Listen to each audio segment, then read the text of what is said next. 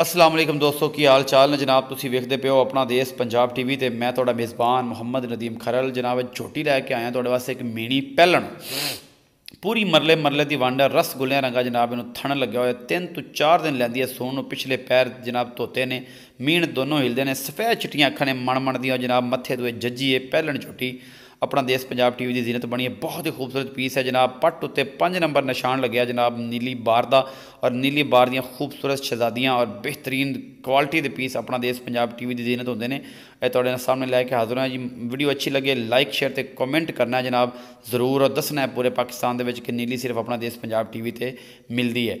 तो जनाब मौकम बेहतरीन और खूबसूरत जी डिमांड है जी। 4,30,000 रुपये फाइनल फिट बार कड्डी फिरती है। 4,30,000 रुपये की डिमांड है जी। मुहब्बत प्यार मजीद थोड़ा बहुत है जी हो जाएगा, बाकी लेने देने मुकद्दर ने।